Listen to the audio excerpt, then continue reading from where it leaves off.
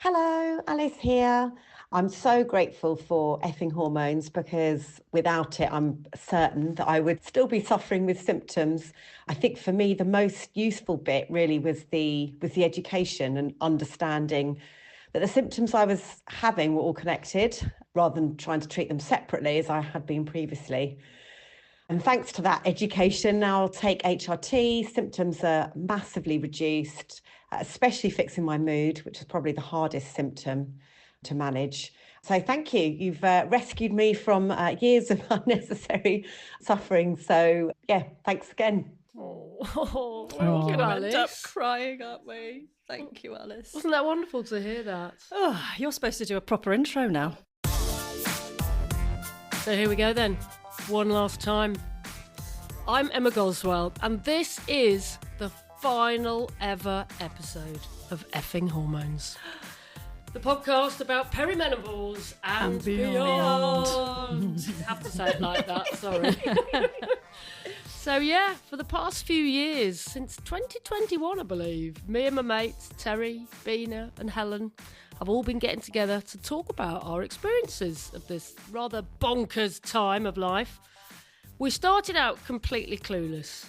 We've learned and experienced so much over the past few years, and in this episode we're going to talk about our key takeaways. Now, a few of you have sent us voice notes, just like Alice that you heard there, so you'll hear about some of our listeners' experiences as well. And we'll do our best not to make producer Helen too emotional. Although it was Terri that came through the door saying she felt emotional. Definitely did. Totally. Yeah. Yes. You know what I did this morning? Go on. Listened back to the first ever episode. No way. Yeah, Meet the Gang, because I thought it seemed so long ago. I can't remember what we talked about or being in that place. And I just can't believe how much has changed. I think all our lives were very different. Yeah. We've all moved. Well, you haven't. I haven't moved house, but Yeah. I've moved on. Yeah. Emotionally. She's not involved at all. Moved house, Yeah. got married, had a baby. Oh my goodness, yeah. My life is unrecognisable. Well, listen, I've evolved because I have, well, number one, I worked out actually what the fuck was wrong with me. You're not perimenopausal. Only took 6 years. You've not menopausal. You're a man. I probably wasn't when we first started, but I am now. Okay, so here's my update. So for the past 8 months or so, periods have been going crazy. Anything from 40 days, sometimes they're 22 days, you know what I mean? Just going haywire like you'd expect. No. Good, But yes. the gap in between them. Bit So panicking. I was tracking them for years because I was so desperately trying to work out what was wrong with me. And it was cyclical. I was like, I've tracked my periods for about 7 years, right? And they're always 28, 29 days, always. And so when this started changing, I was like, okay, here we go. This is what's happening. And I've been so busy this year, and this is where I hold my hands up. I didn't go to the doctors for about 8 months. Why? Because I was so busy. I was just like, oh, the periods have just gone all over the place. This is what's happening. And then... Is that because you felt informed because of what we've done in this podcast? Oh, yeah. So you weren't absolutely. I wasn't freaking out. No, Okay, not at all. good. Not at all. Well, that's good. I started freaking out sort of in the last 3 months of it because when the periods came, I was really, really suffering, in pain, exhausted, having to go to bed. The periods were lasting for 7 days and a lot heavier than I'm used to. And on a couple of occasions, I was going to bed in tears. So I had a bit of a quiet time before Christmas. So I thought, right, that's it. I'm calling the doctors. I know what to say. I had a phone chat with the doctor and I thought, do you know what? I'm going to have an MOT. Right, I'm going to get everything sorted out. I've got fibroids. I know I've got fibroids. I've had obviously the gut health issues. And I thought, sod it, I'm going to see what the NHS can do for me because I've spent about $2,000 on the old gut health business before this. So I called them up and I was like, right, this is happening. 50, all the period stuff. I also have this gut health issue going on. Bless her, I banged her with that and fibroids as well. So I'd like to get everything checked out. Absolutely no problems at all. Had a load of tests before Christmas, had an ultrasound for the fibroids, and had a lovely health scare before Christmas because for about 4 days they thought I had a polyp. And this is where I've got to say, the whole experience of doing Effin Hormones and the incredible support and community of Emma's experienced this as well. Well, I had 3, didn't I? And lovely Emma offered to pick me up from the hospital if I needed to go and have it taken out. If I needed it, I was like, oh, I love you. I'm so happy I can speak to my friend about this. It was kind of a bit weird, that experience, because they were the ultrasound woman, bless her, I know it must be difficult, but she was looking really serious about it. And I was like, yeah, but I know about all of this. And I know it's But I honestly, genuinely spent about 4 days thinking, shit, I've got cancer. I really did. I had a real You freak. were panicking. I when was you rang really me. panicking about it. What was it on your cervix? They thought I had a womb polyp. Oh, okay. But I had to go back at a different time in my cycle to check all of that out. And I was like, well, she was like, is it 7 days after your last period? I'm like, well, no, because they're all over the place at the moment. So I had to wait until I the love next one that came. question. I know, like, what you're supposed to do. So anyway, I went back and it was all fine. So thank God for that. And then just like this past week, I've got all my other sort of tests back. Spoke to lovely male doctor, explained it all. He said, yep, why don't you try some HRT? And he was saying, oh, the blood test wouldn't have brought anything back because we know, he just said everything that we wanted them to say, right? And so, I'm going to go and pick up a little bit of the topical HRT because that's what I'm going for. So that's it. It's only taken 4 years. I'm finally in the gang. God. Right, not to... Piss on my chips. Yes.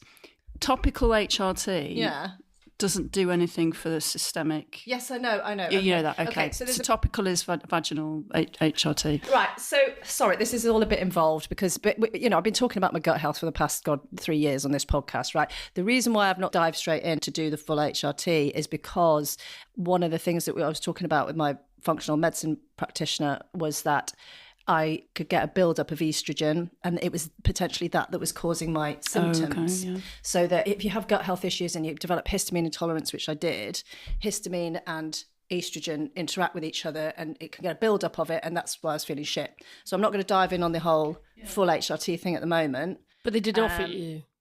Oh yeah, he offered it to me. Honestly, the conversation that I had with him could not have been better.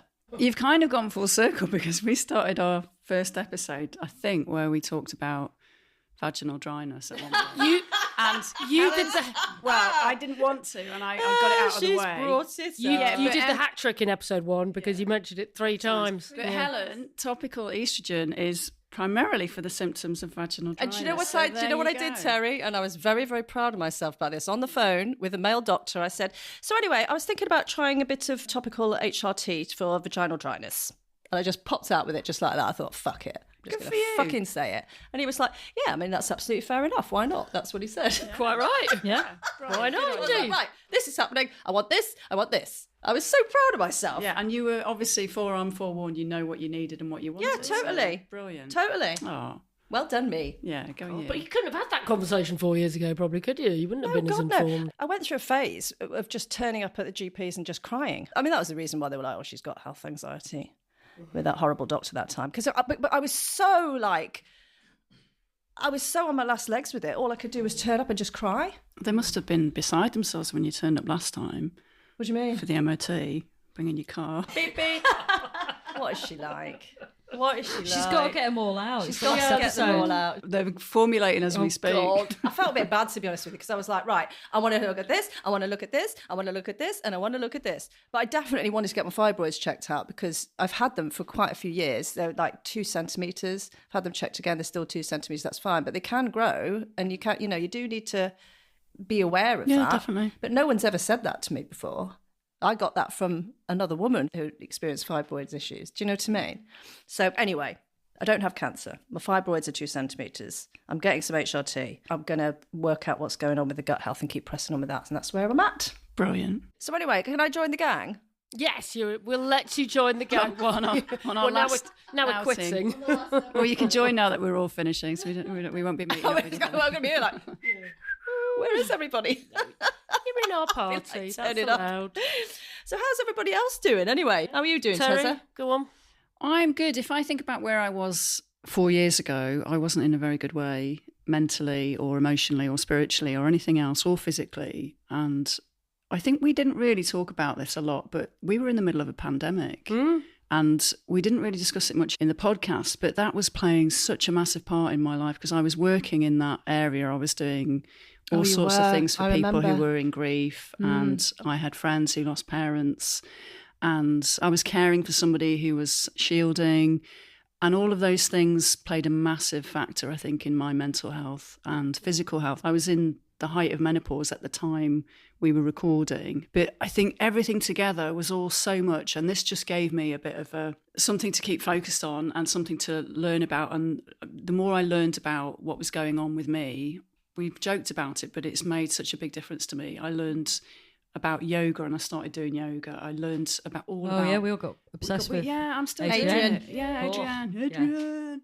But I'm still doing it. I learned about mindfulness. I got books on mindfulness, and I don't do it all the time, but I've got a toolbox now that I didn't have before.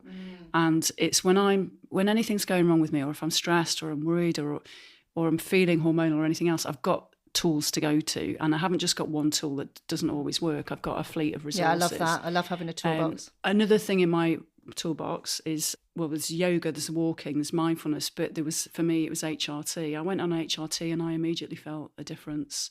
I also had problems trying to get the right balance with the progesterone because I'm progesterone intolerant, so I had different ways and means of using that, and I've now found a way that works. I take it orally and it works for me now continuously. But for me it's been a big defining change in my life because I'm going into my 50s this year. Are you not there yet? No, I'm not, Emma. Keep forgetting. When are you I'm 50? older than everyone. When are you I'm 50? 50 in August. I'm 50 in May. Yes, so Parties. you're older than me. But it's massive, and being prepared for that I'm 50 in physically. 2030. Yeah, go on. Shut up, Go on, do one. 2030. Are you really that much younger than us? 5 years I'm 44. Oh my God. What are you doing here, Beena? I'm joking. Spring chicken. Oh my God. I'm kidding, you know. But yeah, so I'm kind of, the biggest thing I've done is like listening to some of the experts we've had on. I've listened to it and it's gone in and I've gone, oh, I need to do that, I need to do that, I need to do this, I need to take the vitamin D and the magnesium, and I need to get cod liver oil, and I need to do exercise, and I need to take my HRT, but I need to do all these things for my health. I'm actually doing it now, which is the difference between this time 4 years ago. And I went to the gym today. Yay! Which is for me massive because I've probably in my life been to the gym less than 10 times. Have you moved off beige food? Yes. She has. Really? Yeah. No way. Yeah. What are you Not eating? even. Well, Also not beige cooking food. not beige food. What? It's Also cooking not just beige food. I know. I Talk me really through don't. this. Well, yeah, just vegetables, packing in vegetables and salady things when it's not so cold. Well done. Very good. Yeah, trying to be more healthy, more aware of. Well, you look fantastic, darling. Your feeling a skin bit looks better for great. it, but yeah. You look glowy. Are you doing all the weight bearing stuff? Yeah, at the so I gym had then? so I've only been 4 times, but the 2 times ago I had induction. Now I learned a new word. Have you ever heard of gym intimidation? Gym intimidation. Yeah, that's so I was good. gym intimidated, but now I'm not so gym intimidated. Oh, very So good. I've had 2 sessions on my own since my induction, and today I went. It was heaving, but I still waited, and I got the bench. What's it called? The shoulder press, the arm, all of them. I did those. I did a bit of cardio. Good girl. And I've got weights. Amazing. Yeah, and I just thought I need to do this. And what was really refreshing is there's so many older people there, like Yeah. older Nice. women. I find I don't feel gin intimidated if I go around 11. intimidated. Gin That's the whole of the ball game. I'm gin intimidated. or whatever that word is. If I go around 11ish, 10 after 10, it's not like. You can tell That's we're all when, freelancers. that's when the can't you? pensioners go, is it? Yeah. All freelancers, older people. who are just a bit less sort of posery and not filming themselves every 30 Oh, seconds. there's a ban on cameras in ours. Good. Good. Yeah, I didn't even know it was a thing. 'Cause Oh, it's so ridiculous. So did someone set you up with like a routine? Yeah. Like, Ben, the lovely Ben, he's in his 20s. He was really sweet. I was able to talk to him about menopause and things like that and said, I need to do more weight bearing. And he basically said, you need to do some core because I'm really weedy. So we've started with some of that. And in a few months' time, I can swap it over and go back to him. And it's not you don't have to pay for private. It's once you get a gym membership, they set you up, show you how to use things, give you a bit of a routine, and then you can keep changing it. So for now, I'm doing the basics, basically getting a bit of strength. by the posture time I improved turn and- 50 in May, I'm expecting you to sort of like lift me up and Maybe not. spin around like in Strictly or It's something. not a gladiator. Do a karate kick you or something. Yeah. That's one of the biggest takeaways I got actually was the strength training. Yeah, osteoporosis and Yeah, because that's the thing in my family. And yeah, strength. I mean, I've got weights here at home and I like doing body weight stuff, and I do sometimes go to the gym, which is only across the road, and I should go more often. I might go tomorrow actually. do it. Feeling a bit inspired. But yeah, I think when we did Stacey Sims' episode, I think the strength training, the stuff she said really went in for me. And Gemma talked about that as well, I think. Yeah, she was great. Gem The other Brooks. thing is I didn't realise, and I was on we might want to put the link in, but the British Heart Foundation has a whole section on menopause. And I was reading that this morning because I was reading about the importance of HRT, if you can take it, for preventing heart disease and things like that.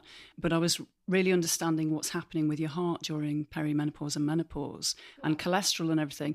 I'm not a doctor, so I can't explain it word for word. Yeah, but paraphrasing it is kind of like your estrogen helps protect the heart, and as you lose estrogen, your heart needs more work to keep the blood vessels working as well. Your cholesterol can increase, things like that. So it might not be the right word, but there's more pressure on your heart. So you need to keep it fit. And so cardiovascular health is one thing. So but my also nan other died things very young, in her 50s, from heart coronary stuff Right. because of early menopause. Okay. So But it was it's the worth reading 80s up on this. and Yeah. So they kind of knew, because the onset of the heart disease started with menopause. Wow. But because South Asian women experience menopause a lot earlier than Caucasian women. So obviously there's the whole inequality with Caucasian women and women of colour, but also women themselves as a sex class. When it comes to healthcare, recognition of heart disease and things like that, women are slightly more neglected when it comes to heart attacks and things like that. And heart because treatment and I everything. wouldn't know. I don't think I still know what the symptoms of heart the attack are same. for women. They're the same. Oh, are they the same? So I thought there was this thing that said they were different. No, it's just that so you really should read this stuff. They are the same. They're chest pains, the feeling like you're short of breath, pain in the arm, pain in the face, lots of things like that. But it's not that women presenting with the symptoms or have a different symptom. It's that their symptoms aren't recognised, not being taken seriously, or not recognised as a heart condition because it's women recognised in. Yes, but I think they're getting better at it. But it's worth having a little read of that. I mean, I do feel that overall everything's got a bit better about women's health. Better. It's not perfect. It's not there. It's not nearly equal, but it's better. Well, I mean, the whole conversation has started information. now on polycystic ovary syndrome and endometriosis. And there's Finally, some there's brilliant talking around women doing endometriosis. brilliant work in that area as well and trying to raise awareness. I just feel really proud of everybody. Oh. Do you know what I mean? Should we just finish off and just have a hug and go and get to Lots the of pub? women are talking more now, aren't they? The fact that you could have a conversation with 20-something-year-old Ben at the gym about it without it's real feeling sweet, self-conscious is great. Yeah. We've lost the stigma, haven't we? Yeah. Yeah. Would you have been able to? Do you feel like you could have had that conversation a few years ago? No, and I have that conversation with male friends now that a few years ago I think they would have been embarrassed, but now they're hearing it so much from me, they just sit and listen. So, I think they're I understanding. don't think twice now about talking about And I periods think because and stuff if to my male if friends. you feel more confident talking about it as well, it makes it okay for the other person. Yeah. I'll tell Younger people at the men. checkout and Yeah. Morrison's all the time. I know. Yeah. I know. And how are you doing, newly married woman? Yeah. Well, it's really interesting having listened back to that first episode today, and I'd just forgotten, because I've got a terrible memory anyway, I've forgotten my life. I've forgotten what had happened. I'd forgotten that I'd been to the doctor umpteen times and been palmed off with antidepressants. You weren't sleeping. And I wasn't sleeping. You and were I in was, bits because you weren't I sleeping. know, but what I'd forgotten was just how long it went on for. And for about 4 years, I was having hot flushes and night sweats and mood swings. How many fans did you get through? Oh my God, Yeah, and the the fans. fan. I feel like you And should in have that- Disco fan. Disco fan. In that first episode, I had a hot flush in the middle of the episode and had to go off and find my fan because I didn't have it with me. And I'd just forgotten that level of dependence on the fan and how attached I was to that fan, and I just couldn't go anywhere. It had to be in my handbag if I left the house, had to have it by my side at bed, just my life was ruled by the fan. Because it took me a long time to get my hands on HRT. But it's interesting what you were saying, Terri, as well about we kind of glossed over the fact of the pandemic, didn't we, really? But I think we just didn't want to talk I know, about we it because didn't it want was to all talk about it 'cause around we us, were in it, wasn't we were You know, living and it, we it didn't was want to- yeah. what we were doing was partly a distraction as I well. know, wasn't but it was such a big part of our lives, but we didn't want to go in it. We were in it. We didn't want to talk about being in it. I actually do think that we wouldn't have done this. I was going to say had it been. we wouldn't have done it. We would not have had those drinks on Zoom that night. No. And then the conversations wouldn't have gone from there. I know. So, It's just one of those mad things that's come out of the pandemic. Actually, there's a lot of sort of creative output from people, wasn't there? But people reassessing their lives. But the other thing is as well, which I'd kind of glossed over and forgotten, like when we started the podcast, Abigail hadn't even been dead a year. You know, I was still really Your sister, grieving. yeah. You were in the height of grief, yeah. So yeah, my sister passed away secondary breast cancer in October 2020, and we started it sort of summer 21. So yeah, I was still in the height of grief, really. And my emotions were all over the place anyway. And then I've been offered antidepressants, which didn't particularly help. Antidepressants thing. Yeah, that And you whole had your saga. dad. Didn't he have prostate cancer? My dad at had one point prostate as well? cancer, and Did you have matching fans at one point? Well, remember we used to give out effins, and I gave my effin to my dad. 'Cause, Yeah. like, he'd sort of helped me understand how to cope with hot flushes because he'd gone through them as well. And I've spoke to him this morning. He said, "What do you mean it's finishing?" He Yeah. actually said, "Tell everyone you should all be really proud of yourselves because God. you've done so well with that podcast, and you've just really, broadened the conversation." So. No, that's it. He's a big supporter. Yes, I know. Well, I think it's the approval of a dad that's just brought tears to my eyes. Well, I'm sure if we got a massive donation or a massive corporate funder, we would all very quickly want to join. Oh yeah, if we get paid for doing it, then yeah, I'm I see. Or be quite happily back here like a shop. pour out my health experiences. But yeah, it's just mad to reflect back on how much has happened over those 4 years. And on that first episode, I didn't know the difference between perimenopause and menopause until I'd read the notes that Helen had supplied us. So I didn't even know that I was menopausal. You didn't know the difference between a pessary and a suppository either. Oh God, that Rude. was so funny. But you didn't. Turns out a lot of people didn't. Clueless. Oh God. And now I feel like it's just almost a small part of my life now. Yeah, It's just my that's only great. connection to it is, next to my bed, I have my bedside table and I have a childproof lock Very on good. the drawer. Yes. Because in She there, gets in everywhere, it's doesn't she? does, as in my daughter Neve. It's always trying to get in there. So her medication's in there. She has to have a levothyroxine every morning, and I have my HRT. So the only time it gets unlocked is in the morning. We both have our medication. It's part of my routine. I give the child her pill, and I have my HRT. And if I leave it open, she will try and get in there. So yeah, I have to very much lock it. But that's it. I take my HRT every morning. It has transformed my life, and I just get on with it.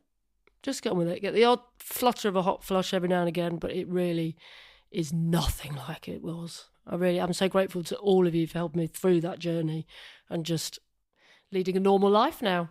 And Very not much going right. off I feel the like we rails. need to go to the pub after this Yeah, and get lashed. as well. I feel like we should. We're drinking non-alcoholic beer at the I know. moment. I know. It's the worst party I've I've ever got been my to. I've got fake gin. My Yeah, we've got- botanicals and tonic. Yeah, which is quite nice actually. We're on fake beer, which doesn't taste like Yeah, it beer. doesn't. That's Oh, why this one put a tastes load of pretty lime in good. it. Does You it? can have, I've got a couple of I cold won't ones. say what brand we're on. It's not great. Sorry, you bought No, it. Sorry. I just want to ask you. I haven't seen you, I don't think, since you got married. How's life after the Wedding big of the year. deed? Wedding of the year, yes, feeling good. Oh, and this week we booked our honeymoon. Right, don't laugh when I tell you where we're going Skegness. because it is just known for raving. I think we're going You got to Beaver. We're going to Iron Apple. Excellent. I know. Yeah, Cyprus. Why are you going to Iron Upper? Because, right, listen, for the first time ever, only because I've met them through work, I went to an actual travel agent because I was speaking to them anyway. And I said, right, here's a brief for you. Because we were looking at all these places like Montenegro and can't do long haul with a 2-year-old. It will, yeah, It'll kill you. It won't be pretty. She can't be anywhere anyway that's going to be like 40 degrees because I've got 2 Irish people with me. They can't cope with that. They'll So burn we when they can't- step outside. So we can't do long haul, but I want it to be about 20 degrees. So don't want it to be too cold. It's a honeymoon with a 2-year-old, and we want it to be in a place that is vaguely LGBT friendly. That's quite a bit difficult brief for a travel agent, really. In April, I want it to be 20 degrees in April. So she suggested Cyprus. So yeah, so that's why we're in Fabulous. Cyprus. Excellent. Yeah, that'd be cool, wouldn't it? Very nice. Yeah. Congratulations. Good. Yeah. So that's me. What about you, Beena? How? Well, I'm certainly better informed, and I think what's been brilliant is that I'm not going mad. Oh, that's nice. You know, yeah. like as in all these sort of disparate symptoms and going, what the hell's this? When we were doing the peri-trumps, wasn't it? Peri-trumps, And I was like, my score was ridiculous, I think, if I remember you had correctly. burning Well, mouth about burning syndrome. mouth syndrome, yeah. Yeah. So thankfully, a lot of those things have sort of subsided because I can connect the dots now. My panic around what the hell's going on with me has subsided. So yeah, I think one of my favourite memories actually is when I finally got a doctor to take me seriously because I'm so young. And I was in Young enough. You've just young you enough just- for me to feel you just jealous. slagged me off for being young, and I now know. you're like Young enough for me to be like, oh god. But when I'd sort of been battling with the doctors because of my age and being informed and trying to have a discussion about it, like I remember the first time I went to this doctor, as lovely as he is, he's been a great doctor, but he was like, I'm not sure we can say there is a familial link with menopause. And I was like, because my mum had early menopause. You know what I mean? Like, and my nan, as I mentioned earlier. So I was armed with enough information about my own family history, but the first thing the doctor said to me was, I'm not sure we can say there's a familial link. And I batted back and said, well, you say cancer is, why? Hormonal. Mm-hmm. And whatever other reasons are, genetic, hormonal. And he went, yeah. And I went, so why can't menopause be? And then he was like, yeah, you're right. And then I'm going to get another GP to talk to you. So I made another appointment, and then someone who was much better informed. So love him for sort of saying, I don't know enough about this. Now, this is before Davina Doc, so we were still slightly in lockdown at this point. And then, do you remember when I was in Morrison's car park and I messaged you all because I'd like, So finally it was like, no, you are officially perimenopausal. We can track it on these blood tests because this doctor had been brilliant. So just to say that you were in Morrison's car park and you had a phone call from the GP and you sat on the wall, didn't you? And I cried. Because finally, because they had a selection of blood tests taken, different snapshots, that was her decision to do it, that they could say yes, because otherwise it was almost imperceptible. But my symptoms were not matching what my body was doing with one snapshot blood test. So the fact that whatever investigation she did led to a clearer picture. So I was put on HRT and didn't quite get on with it. And then changed to a different regime. Didn't quite get on with it. However, what's been interesting is I think the bits where I did take it, something's kick-started in my body because my period's are regular again. Yeah. And you're not taking anything now? No. I'm sort of managing things myself. So I've changed like vitamin supplements. I've now only got 2 lots as opposed to 15 or God knows how many pills I was taking at one point. Yeah. When we've had a guest on and they've said, go look at this, and I have done, and I've just listened. So I feel overall so much better than when I started, because when I started I thought I was going mad. This podcast has never been about encouraging people to take HRT. This podcast has always been about encouraging people to get involved. I will, but I'm informed enough to know now what's going on, and so now, and also because I'm so fortunate. I think I just love my GP. I just think they're fantastic. Yay! I really do. I've said this so many times, haven't I? I'm so lucky. I think I did give an Effin to my GP. I could have another Effin. They've been so good all the way through, pre-Davina Doc, kind of all of the increased interest in the media and the press and everything. They were always quite on it. Yeah, that's great. And so I know when I want to, they'll sort it out.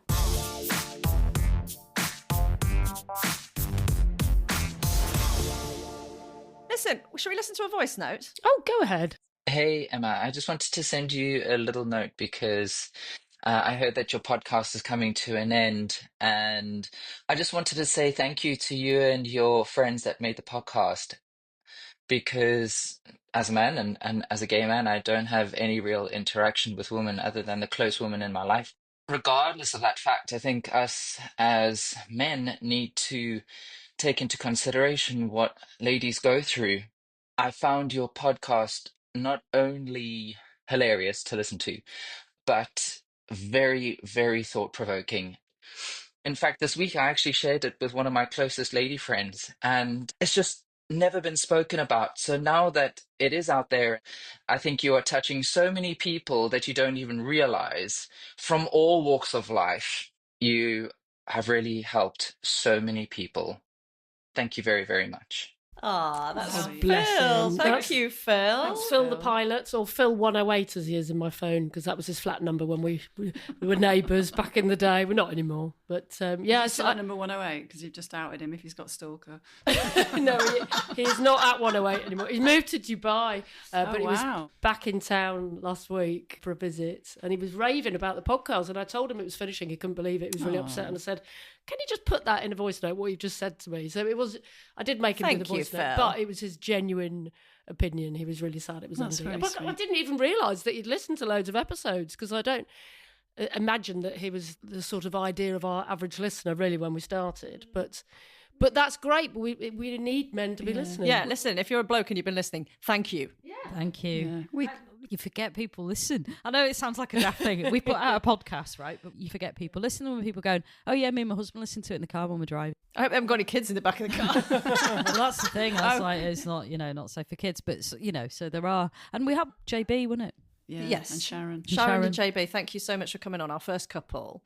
I think the most weird is when people I didn't really know at work, and you'd sort of try and have a serious work meeting. And they go, oh, by the way, I've been listening to your podcast. And you go in, Jesus. We just had this really serious kind of, work conversation. And now you're telling me you've heard me say vaginal dryness, all about my whatevers. But that's been part of it, isn't it? Because I know that apart from yourself, Emma, that you've had an on-mic professional career. The rest of us haven't. Oh no, we're all very decidedly off mic. We're all very decidedly off mic. And I know apart from the show really off in the struggled corner at the start, Love actually. you. I remember you and Terry being a little bit reticent, like, do we really want to do this? Because we are going to have to talk about our own bodily functions and our own problems and our own issues. And, it's quite revealing. You have to share a lot about yourself, don't you? Well, but I think we embraced it because I think we just jumped in that first episode because I was because terrified. The whole thing, right, the whole joke about vaginal dryness thing, which we've still not worked out how to say it, by the way, vaginal, whatever. You say potato, I say potato. Was that you'd said to me on the phone before, you're like, I don't want to talk about anything too don't want to be crude, Helen, don't want to be crude. And then bang, vaginal dryness 3 times. Anyway, shall we have a voice note from another lovely listener? Oh, go on. Let's go for it. Firstly, thank you all so very much for sharing your own personal menopause experiences, you wonderful effing people, you. You will be so sorely missed, but thankfully we still have all the effing wonderful podcasts to listen back to, because there's times where you really just need a laugh. I've had many laugh out loud moments listening to the podcast, and crikey, who knew menopause could be so effing hilarious? Did that sound too sarcastic? As well as sometimes downright effing awful. It's really important that we all keep talking and sharing our own experiences. So here's to us and to all of you. Lots of love, and thank you so much. That's Alison with 2 L's. Thank you, Alison. Thanks, with 2 L's. Alison. Thank you, Alison. It was always very complimentary with us on Facebook. Thank you for all your. I think Alison should get an Effin award for her interaction on Facebook because she's brilliant on there and she's brilliant with our newbies as well. So yes, you do. Well done, Alison. Thank you, Alison, because you get involved when other people come on and ask questions and stuff like that. So let's award an Effin to Alison. Thank you, Alison. No, it Fantastic. means a lot to hear that. It really does. And I'm glad you found it funny as well. Despite the tears, we've had a laugh as well, haven't we? We have had a laugh. Want to be in that conversation about, the pessary and the suppository. And then we had a conversation about how many holes women have got. Things like A lot of women don't know how many. Women don't know how many holes they've got. Yeah. Oh, Wow. God. Emma still looks a bit confused at that. No, I was just remembering a really embarrassing story, but it's so X-rated, I can't tell it. Speaking of X-rated, when are we getting onto the fact Helen's gone lesbian? Let me play you this very serious clip. So there's a reason why we're going to have this serious conversation and then talk about the very entertaining book I've been reading recently. So we'll have the serious conversation first and then I'll tell you what the link is. Anyway, so Kate Muir, who we interviewed on series 2 of Effin Hormones and was the producer of the Davina documentaries. She's also written loads of books about menopause as well. I asked her where she thinks the menopause conversation is going to be in 10 years' time. The menopause conversation is going to be so different in 10 years' time. And that's when everyone recognizes that menopause is not about your period stopping, but about your hormones changing. And more we will be looking into what hormones can do for our longevity in terms of dementia, in terms of cancer, in terms of not having UTIs, in terms of not having colon cancer, in terms of not having osteoporosis, and in terms of having joints that work. And nobody is looking at the big picture that is in the major medical institutions or government. And they need to look at it and they need to catch up on the science because the science is out there. It's absolutely fantastic. And for the majority of women who can safely use hormone replacement therapy, that is what they should be doing. It would be crazy not to for your long-term health. Why sit around with osteoporosis and a broken hip? Be one of those 1 in 2 women who get a broken bone after 50. Yet you can protect your bones by putting your hormones back in your body. And it makes a huge difference. In fact, you can get 7% increased bone density over 2 years if you use HRT, if not more. And, that's great. It's great if you want to do weightlifting or whatever, but that's a 3% increase. You can really make a difference to your body with hormones. So that is my big conversation. And I think we need to talk about how we can help people who've had breast cancer and what kind of hormones they can safely take. Are there special selective ones they can go for?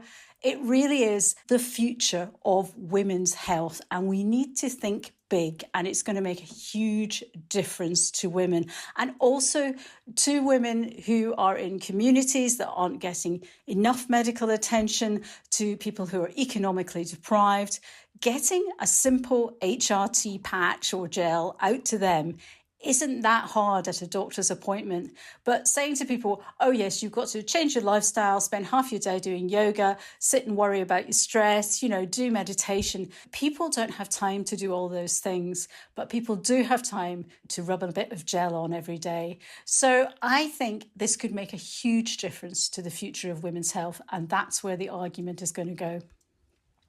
Just makes you see how powerful those hormones are, doesn't it? Hearing something like there's that. so much there. There's so much there. I mean, I do think we need to point out that there's been a sort of like fault line that's developed whilst we've been making this podcast over this issue, which has been quite virulent at times, hasn't it? And we haven't talked about it completely in depth because, to be honest, there's so much, like taking account of different scientific information and medical knowledge, and quite frankly rows about it, and documentaries that have come out and so on. You mean opinions that really we could do a whole series on that, right? It's about choice, isn't it? If you don't want to take HRT, then that shouldn't be a problem. However, we keep talking about being forewarned is forearmed and becoming more educated about things. So I suppose with this whole debate, what I would say about it is what I get really concerned about is that the conversation will be stifled and that women will end up frightened, like they did from the whole report that we talked about in the very first episode of Effin Hormones that stopped people taking HRT for a very long time. And when you've got a situation where people are sort of campaigning, inevitably, it's like a pendulum, isn't it? People push back and it pushes back on either side. So it can be difficult as a normal, everyday person to go, but what do I do? I don't understand all of this stuff, I think right? I think the campaigning is to improve access to HRT and to improve knowledge that actually it's one of the fundamental tools in your toolbox if you can take it. And the campaign is also to educate women around why it's really important for all the reasons we've cited throughout the series. I think the fault line is some people say, well, I'm not going to take it. I don't want to take it. You're pushing it. But I think the people who are campaigning are not campaigning to push women to take it or to push it onto women. They're campaigning to push for the right for everyone to have equal access to it. And that's, I think, very different. So I think that fault line and that virulence in the debate is actually sometimes a misunderstanding of what people are actually trying to do. Yeah, I agree. And I think the people who are, with all the best intentions, are trying to give everyone an equal playing field when it comes to having the right health options and to see a doctor who's informed, whatever their postcode, and to have access to free prescriptions wherever they are in the UK, and to not have that defined on postcode, on colour of skin, on social and economic deprivation. All those things are affecting women's health. And I think that is all part and parcel of the education. And then it's the law around it in terms of making health equitable for women everywhere. That's how I've seen it. I've never seen anyone try and say, you need to take HRT. I've only ever seen informed women saying, HRT is the tool that will help. If you can't take it, these are the other tools. But let's make HRT available to everyone who wants to take it, and let's make them informed about why it's important. Oh, she's good, isn't she? She's like the Rory Stewart of the podcast. Oh, man. You are. Rory Stewart always does these great summings up on the rest of his politics. I'm like, oh, I understand that now. Well done. Oh, thanks. Here all week. Well, I'm not actually here all night. not. See, she can do the dad jokes and she can do brilliant informed summings up. Well done. What do you think? I mean, I'm not going to lie, the rowing has made me quite depressed at points. I've ignored it. I did get, because you can hear it in previous episodes where I got very angry about a lot of it. But as it's become more topical, as in people are talking about it, it's bound to have angriness around it. So I've just got on with it. I've just got on with it. Yeah. I've just chosen to ignore it. Cut out the noise. Yeah. And I think credit to people like Kate, really. And Louise. All the campaigners, thank you. Big thank you. Yeah. Carolyn Carolyn Harris. Harris, MP, absolutely. Carolyn Harris. She was one of my favourite episodes. Yeah, What's so the good? She was funny. She was very good. Just, but also the just Gats. life inspiration. Yeah. You know what I mean? Like goals. I want to be like Carolyn one day. I want to be think like there's- Nugget. You already are, Bea. Yeah. I think that. Oh, thank you. I think that there is still work to do, and the state of the economy doesn't help, and various other things. Conversations get put aside because women's health isn't always considered as important. But I do think we're a force to be reckoned with. Yay! We are collectively, and I think the more people who are taking the heat out of the Taking the conversation heat out of it, more light, less would heat, be yeah. more productive. Yeah. Because as Kate quite rightly says, if you take HRT and you can prevent osteoporosis later in life, can you imagine the burden on the NHS? Just deal with it. So there's not these other kind of long-term And breakages and but not just those, hip all of the replacements heart- and all of the knee replacements. possible things that can go wrong if your hormones are not in check. And can you imagine if they did a study on that and said, well, how much is it costing us to treat women of a certain age demographic for certain conditions that are linked to a depletion of estrogen or whatever? And wasn't it great talking to Dr. Nigel Arif about all the sort of things that are in the way of that have been in the way of that, and understanding that, the barriers. But if people look at exist. it politically, because this has to be the political will, if they look at it as a long-term project rather than a short-term, just giving Fix. people, and sort of Prevention, going, health okay, prevention, here's the cost benefit of making sure women are better informed and have access to HRT. But the problem with this is that the research they did at the outset on estrogen was on men Yes, I who were know. given extra estrogen. No, but rather this than, is- so even the basis of the politics is based on fundamentally wrong science. Yes, So, but the science has improved. yes, The but it's not studies are enough. improving. But they're still not getting enough funding in the research circles to we're look into way women's better health. than where we started. Yeah, but still not good enough. No, it's not good enough, but it's not going to be an overnight fix because, as I said, the economy's in the toilet. So things to suddenly start taking about. I'm not happy about it. I'm just saying, at least we're not going to just sort of go, At least we're talking about it. well, just go and sit in a corner, women, and Yeah. shut up about it. That's not going to happen anymore. Which is what's happened. Well, if you for look at where we were generations. 10 years ago, Yeah. think how the conversation has moved on. Just in We the wouldn't 4 even years talk we've to been each up- other about it No, 10 years ago, I would know, we? We just I know. wouldn't have even talked about I it to know. each other. So So listen, there was a particular thing that I picked up on there from Kate and that whole debate, right? With this very entertaining book that I'm reading at the moment. It's a bit zeitgeisty, this book. Lesbian erotic fiction. Spoiler alert. I'm sorry. See, now I'm you're on the thinking- fingersmith. I've read that. I mean, this isn't a book club. Why are we talking about lesbian erotic fiction, Helen? Okay, segue. Here's the segue, right? Yeah. So the stuff that Kate Muir was talking about, right? This book that I'm reading is called All Fours by Miranda July. I read this. All fours. All Yeah. Fours, it's called, right? Intriguing. Start as you mean to go on. Anyway, I read an article wants to about tell it in her? The Guardian. Yeah, well, this is, clearly. Don't know read an article about it in The Guardian, right? Then saw, Vern Cotton chose it as her book club choice. Then I listened to a podcast and Paloma Faith was going on about it. And I was like, well, I've got to read this. And about a perimenopausal woman, right? So I was like, right, okay, I got a Kindle for Christmas. All right, I'll download this, start reading it. There's a lot of hot lesbian sex in it. As I've already Downloading that when we go described home. you You're girls. the only, apparently, straight person at the table has read it, and we haven't. I think that's something she needs to tell us. Or we've rubbed off on her, Emma. Let me do my segue. Sorry, carry you on, get Helen. too excited about the hot lesbian sex. I'm not excited about perimenopause. We're middle-aged women of a certain age, Helen. Yeah, we haven't had any for ages. Right, so you're all going to read it now, aren't you? Absolutely. I want to know what your reviews are. Okay, so Can I just say, I've just put it in my order. have you? You just put it. When's Beena's birthday? Right, there's this whole few pages in it where she goes to a gynecologist and there's all kinds of mad shit going on in her life. And there are a few pages dedicated to the gynecologist explaining to her about what's going on with her hormones. And they even put a graph in it that shows you the drop off in estrogen, right? There's that much level of detail in it. And I just picked up on this page where the gynae says, your cartilage is drying out just like your face. Exercise and Mediterranean diet, replacing your hormones. That's how you reduce inflammation and protect your joints and brain. Bioidenticals lower your risk of dementia by a third. We want you to be living independently in your 80s and even 90s, right? And when I read that, I thought, bloody hell, Dr. Louise Newson, Kate Muir, all of this. And it's just so interesting reading this book, which is like, it's a very, very interesting book. I've got to be honest, for the first third of it, I didn't like the protagonist because she's a bit Californian. She's like some kind of artist.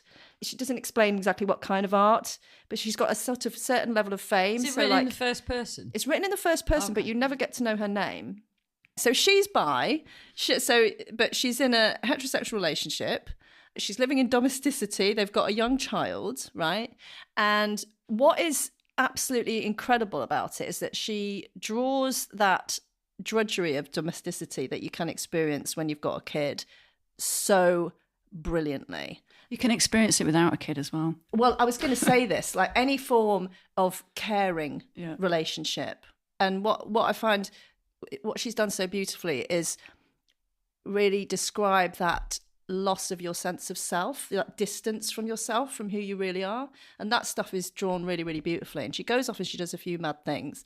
And then there's like the perimenopausal stuff. And then that kind of sends her off in this other slightly, she's like all over the place. And then it all kind of gets sorted out by this massive hot lesbian scene. And all of a sudden she's like back to herself. I love that a bit of hot lesbian sex sorted her life out. I mean, God, if only. Well, it hasn't. Look, if only there's at least two of us wouldn't be doing this podcast. I'm trying to tell you about the book without giving too much away. Clearly, it's not all sorted out. It's just that there's this sort of crescendo moment. She has an epiphany. Really, she has an epiphany, and you can tell she feels a lot better afterwards. Next time on Effin Hormones, Helen comes out. I think Emma's got another podcast. Yeah, she called coming out. Yeah, series. coming out. Stories. I think Jace might have something to say about all this. I don't think Jace would be worried at all. No, but they in the Guardian article I read, there was all this stuff about women like leaving their partners after reading it. And not a lot of women in later life do come out, don't they, in their 40s and 50s? Don't worry, I'm fine. No, I wasn't. I'm just fine. like Everything's fine. People leaving their partners after reading this book. Well, there you go. You see. I better not buy it for my other half then. So it's this. It's like I say. It's this interesting combination of like all this like stuff with a great big dollop of like information about perimenopause in it. But that just shows, doesn't it, that the conversation is everywhere. So, you thought you were just buying a book about lesbian sex, but actually... No, I didn't! Information about the menopause being shoved down your throat. I'm surprised about... I bought it because it's about a bloody perimenopausal woman. Was the title not a bit of a giveaway, though? Well, look, I knew there was going to be some sex in there. I did know that, yeah. It's good that the people talk about the menopause everywhere. Shall we hear another voice note? Let's do it. Come on. Now let's do it. Thanks for asking me to be a part of the final episode of my favourite podcast. It's been tremendous. You've personally helped me and no doubt countless others over the years since you started. And that's obvious through your own personal journeys of what you've learned from where you started to where you are now. My favourite episodes were Sue Devaney, the early one, and then the more recent last one, Sue Devaney, where she is now, and what an amazing transformation from where she was then to where she is now. And also the one with JB and Sharon, which was just so raw and honest and moving. In terms of where the conversation is now around the menopause, it's just so phenomenally different, the landscape from where you were back then, where we were back then. I've just heard on the radio today newsreader saying, please excuse my perimenopausal brain, which absolutely would not have happened years ago. It just wouldn't. And you've been a massive part of changing that conversation, just having those conversations. So I think you need to give yourselves a massive pat on the back for what you've done. As I said, I'm sad it's ending, but I'm really grateful for all the amazing episodes and the back catalogue that's still there for people who are just learning or starting that journey and wanting to know more about it. It'll go on to help numerous other people. So thanks, ladies. Oh, that's from Deborah. And let's all do a pat on the back. Oh, thanks, Deborah. Thanks, Deborah. Thank you. That was a lovely message, wasn't lovely. it? Yeah, well, hopefully the back catalogue will still be up. Well, we're still going to pay to keep it up, aren't we, Helen? You don't have to pay. You can move it on to the free one. Oh. Yeah, so it's just there. Don't worry about it. But, isn't it impressive, like she said, that presenters are able to say now I'm menopausal? I mean, I know you used to do it all the time, didn't you? Because you used to strip off on air, but no one could see you. No, I always made it very well. My co-presenter, when I was on Gadio, always used to make it very aware when I was stripping my clothes off and then start playing striptease. And he would sing, wouldn't he? I always made a point if I forgot something or couldn't, the annoying brain fog when you used to just forget the basic word for something, and I'd have to explain myself by talking about the menopause. So yeah, I was always really adamant about outing myself as a menopausal woman on air. But you do hear it a lot more often, actually. Thanks, Deborah. Should we have the final one? Go ahead. Here we go. Hi, I'm Lee, and I've been listening to your fabulous podcast from the start. I began listening with the aim to learn, as at 45 I was clueless. Hearing what you guys were experiencing, alongside the stories your guests shared, really opened my eyes. And the peri trumps blew my mind and made me realise that I was not preparing for perimenopause, but was smack bang in it, thinking all the symptoms I had were just a consequence of age that I would have to suck up. I used the Balance app by Dr. Louise Newsom, one of your amazing guests, to track my symptoms. Then I went to the GP, armed with the knowledge and tips shared by you and your guests. I expected a battle, but I'm really pleased to say I had a positive experience. My GP had undergone training and took the time to talk through my experiences and what was the right course of action for me, with lots of options. What it made me realise is just how far the conversation has moved since you began less than 4 years ago. And you should all be amazingly proud of the part you've played in that journey and all of the women that you've helped. Thank you. Oh, thanks, Lee. I mean, it's a small part, isn't it? But it's just so good to hear those positive stories about GPs just having the training and getting it. And that made me emotional, that though, as well. Feeling just like I did at the start, the story I told you at the start, like I knew what to say. Oh, you get a bit emotional. No, I'll try not to. But no, we want someone to cry. No, it's no, thanks. Lee's a good friend of mine, actually. But it's just knowing that it's helped people, and that kind of forearmed is you go and you know what you're talking about. Being able to do that for someone else when we didn't know what to do ourselves is. If we've helped one woman, I think we've done a very good job. And we got some amazing emails as well, didn't we? Throughout the whole thing, emails that made us cry. The emails have just been phenomenal. I think people probably feel obviously quite comfortable writing, but we've had emails from all over the world, right? Yeah, we have. So, Canada, America. We've had emails from women who, out of the blue, who aren't friends of the show, but have emailed and said that they've listened to the show and they were having suicidal thoughts, and it's helped turn their lives around. And for me, that has been huge. That was the most powerful. Knowing that we've had an impact as uninformed as we were to start with, and the more information we learned and we were able to sort of pass that to others, I think obviously it goes without saying, if any woman is struggling, that Samaritan's helpline is there, 116 123, free 24 hours a day, and the same number in Ireland. But we have had people who've said that they were on the brink, and we've had guests who were on the brink who have listened to our little podcast, and just it's turned things around. So thank you. Thank you if you got in touch with us. Honestly, it's had a massive impact on all of us, and we've appreciated every single person. It's kept us going as well, hasn't it? Yeah, 100%. Every time we were sort of going, and then we'd get an email and be like, oh wow, okay, yeah, all right, let's we'll carry on. Keep going. It's important. A massive thank you to you if you donated to our GoFundMe page as well. Yeah. Thank you. Really, really appreciate that. And even if you didn't, if you shared it in any other way, and if you couldn't, 100%, donate, but anything towards it, got involved with the Facebook, or you shared it with colleagues or friends, that's really important too. Need to say a massive thank you to all of the guests that took time out of their very busy day. I mean, we were pestering some very busy women, weren't we? Really, on some mad time zones sometimes as well. Who were like Stacey said. I mean, she's like over the other side of the world, isn't she? Wasn't she? Yeah, but like people who were finding time in or in America. Yeah, people finding time in their day to work around our schedules. Mm-hmm. So we'll just say thank you to all of our guests. Thank you so much for taking the time out to speak to us. Hopefully you've listened to the other episodes. You've heard our listeners getting in touch and heard how much of an impact it's had on them, all the knowledge and the learning that you've managed to pass on. We love you. Thanks very much. Got a couple of other people here to thank. Caroline from Boy Designs, who designed the branding. Thank you, Caroline.